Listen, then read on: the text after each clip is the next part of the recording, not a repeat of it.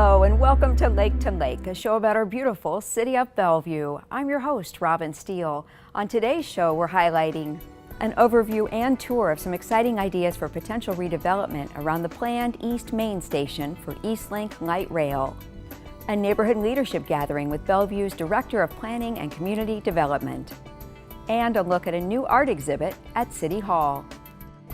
We're coming to you today from Bellevue City Hall, where construction is underway just outside for Eastlink Light Rail. Light Rail is providing some great opportunities for development throughout the city. And today, Michael Katterman with the Planning and Community Development Department tells us how community input can help shape the area's future around Eastlink Light Rail. Right behind us is the current excavation for the Eastlink Light Rail tunnel that's going to go through downtown Bellevue.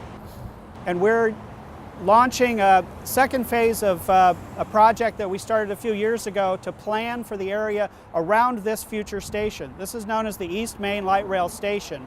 So we went through a process a couple of years ago with a Citizen Advisory Committee to create a vision and a plan for the future redevelopment of the area east of 112th, south of Main Street, down to Southeast 8th, to create what we call in planning transit-oriented development.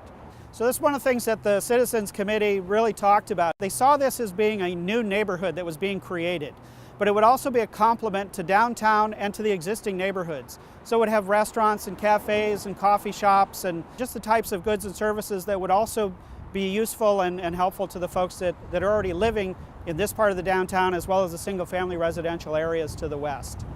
We really want to create something that is not it's not recreating a typical suburban mall or shopping experience. It's really much more of an urban type of retail living and working experience. So we want people to know about this project right now because the Planning Commission is going to be considering some new policies that will go in the comprehensive plan, as well as new development regulations that will really set the stage for the type of development that can occur here. And it's important for people to know that's happening so they can come down, they can learn about what's being proposed, and also provide their input about things that they may be concerned about, ideas they might have for how it should look, how big it should be, how they want to access the types of uses that will be on the site. So one of the important reasons for people to get involved in this process is we're asking them to weigh in on some very specific development regulations that will be put in place for the new development that will occur on these properties east of 112th. For example, part of the vision that the Citizens Committee came up with set a maximum height of between 200 and 300 feet for the areas that are right along Main Street and 114th. And it's important that people understand that could happen in the future depending on what goes into these regulations. So those are the kinds of things that the Planning Commission will be looking at and deciding on. So now is a good time for people to get involved. We're going to be working with the Planning Commission, looking at the policies that are going to go in place. That'll guide the development of those regulations that will set the stage for what can happen on the site. So from now through basically the end of April is when we'd really like to hear from the public about what they would like to see on the site. If you're interested in being involved, the best way to learn about what's happening and the meetings that are coming up is to look at the city's website. Go to bellevuewa.gov and look under the Planning Community Development Department initiatives, and you'll see one there for East Main Station implementation. They can also call 425-452-2735. Next, Michael takes us on a walking tour of the East Main Station area to show us some of the exciting new growth opportunities available there. So the first thing I want to show you is the wall across the street is where they're excavating for the tunnel, and the tunnel that'll go through downtown. And that's also where the new park will be once all of the excavation is completed. That'll be accessible to the neighborhood, and they'll actually use the park to get down to 112th and to the station. So we're going to walk south on 112th. I'm going to show you where the station will be, as well as where all of the new development could be occurring. So you see the length of the wall. This is really the area that'll be the park at this end, and then there'll be some utilities related to the light rail system itself, and then the station will begin about at the south end of where the wall ends right now, on that side of the street. So all of the character of this street is going to change dramatically with all of the construction, and then once the light rail is in place, it'll be running pretty much along the same level as the street, all the way down to Southeast 15th Street. So right now we're walking onto the site of the Red Lion Hotel, and this is one of the main sites where we're expecting a lot of new development to be occurring in the future once we get the policies and the regulations in place. So if you turn around and look this way, you can see off to the east, there's the Hilton Hotel, which is about 110 feet tall. And the vision that was created by the Citizens Committee is actually considering heights as much as 300 feet. You'll notice there's a lot of parking area here on both the Red Lion site and the Hilton site. So all of this parking would be available for new buildings, and then the parking would be contained, any future parking would be contained either underground or within those buildings. So they'd be wrapped, what we call wrapped with other uses, so you wouldn't actually see the parking. And the reason for that is we want to create a people space, as I've mentioned, and it's much more pedestrian friendly, it's much more attractive. People are more likely to come in and shop at the places that will be here if it looks like it's more for people than for cars.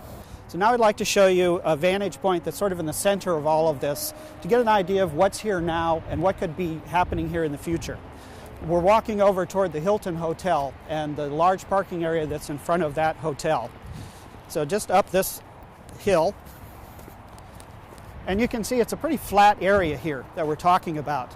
So if we look back to the north, you'll see the downtown skyline, and you get an idea of just how close we are to downtown Bellevue. Downtown officially on the map starts at Main Street and then going north, so we're right across the street from that. And then if you look to the east, you can see the freeway, I-405, and then Wilburton Hill behind that.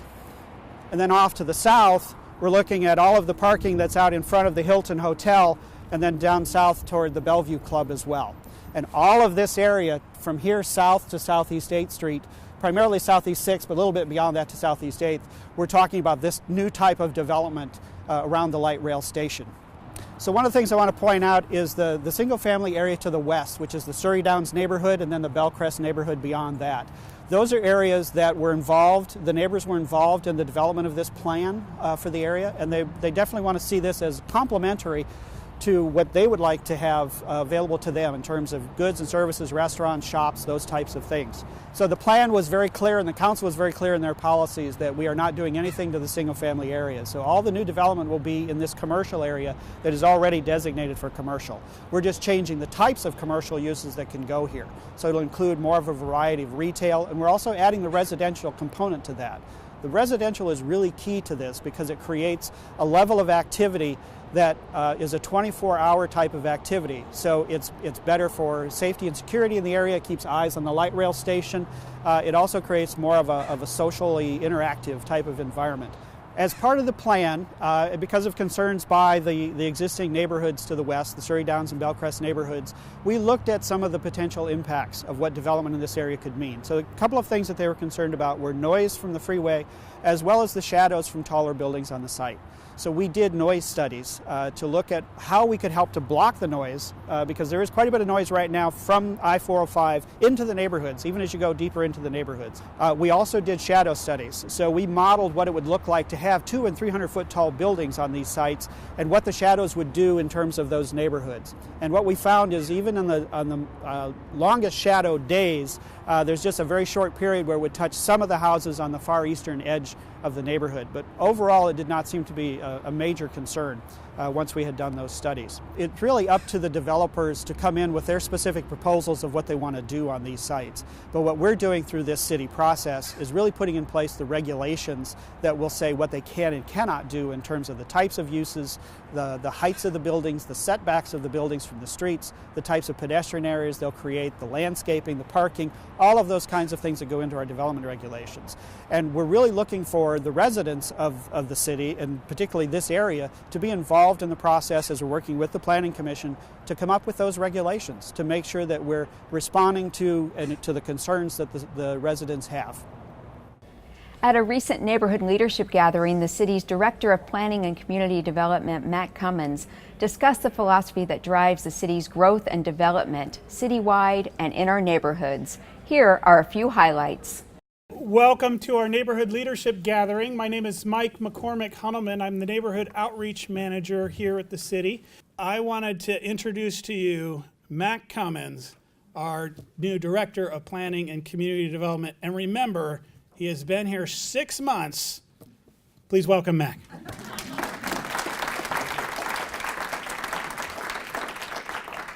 When I think about the future, And I'm going to get to this in a minute. This is a little bit of my graphic, if you will, for the way I think about planning and growth and economic development and all the things that my department here at the city does. I thought I might just give you a little bit of background on myself. So this, to me, sort of represents the three facets of looking at a community and community growth. And there's physical parts of planning. That's really the place bubble. So when you think about where land uses ought to go and where the parks ought to go and where the open spaces should be and where the housing should be and where the commercial businesses should be, that's a very technical discussion. You could draw things on a map and try to figure that out. The business side of things, traditional economic development was about finding vacant land and simply trying to go to a big company and get them to come to your city and locate. So think of the big Microsoft-style campuses. That's how economic development used to be done. What's oftentimes missing in communities is the people bubble. And it's not uncommon in other cities. In fact, I'd say it's the preponderance in other cities around the country that you'll simply have a planning department and an economic development department, and that's it. And there's no department that looks at the people side of things. And I like to keep this graphic up. In fact, I keep it on the wall in my office at all times to talk about and think about how it's really the confluence of those three bubbles that lead to great communities. So the last thing I'll finish with, I figure there might be a question out there, sort of why Bellevue? Why Bellevue right now? I've spent 22 years now in city planning, economic development, community building. Well, first off, I can't imagine doing anything else with my life. Coming to meetings like this are actually the highlight of my day. Having an opportunity to talk to people about what they want for their community and then figuring out a way to go make it happen is maybe the most exciting part about being in government. Now located in the lobby here at Bellevue City Hall is this large dragon sculpture. Here's a look at this special new exhibit. There's a dragon flying from the ceiling at the west entrance of Bellevue City Hall. Artist Meng Huang created the 25-foot-long dragon from thrown-away materials he collected from restaurants, businesses, and apartments in Seattle's Chinatown International District. Among the items are plastic buckets, construction cones, kitchen utensils, and milk cartons. The art installation is produced by the Bellevue Arts Program in partnership with the Wing Luke Museum of the Asian Pacific American Experience, which generously loaned the artwork. The dragon celebrates the Lunar New Year that began on February 16th and will be on display at Bellevue City Hall through September. Now here are some fun upcoming events. On March 1st, the Crossroads Par 3 golf course opened for the season. The course is an excellent beginner and family short course that takes only about an hour to play. If you're looking for something different, you can also try the foot golf course. For more information, visit bellevuewa.gov or call 425-452-4873. March 16th through the 25th, see the Bellevue Youth Theater's production of The Last Unicorn. Tickets are $12 to $15. For more information and tickets, call 425-452-7155. On March 10th, come to the Northwest Perennial Alliance March Mania Plant Sale, 9 a.m. to 3 p.m. at the Bellevue Botanical Garden. Admission is free, plant prices vary. For more information, visit bellevuebotanical.org or northwestperennialalliance.org. And March 16th and 17th, visit the Puget Sound Dahlia Association Tuber Sale from 9:30 a.m. to 6 p.m. at the Bellevue Botanical Garden. Admission is free. For more information, visit PugetSoundDahlias.org. We hope you enjoyed our show featuring some of the reasons Bellevue is the city where you want to be. If you have feedback or questions for us, please email us anytime at btv@bellevuewa.gov. Also be sure to subscribe to our YouTube channel to keep up with our latest video content. I'm Robin Steele. Thanks for watching Lake to Lake.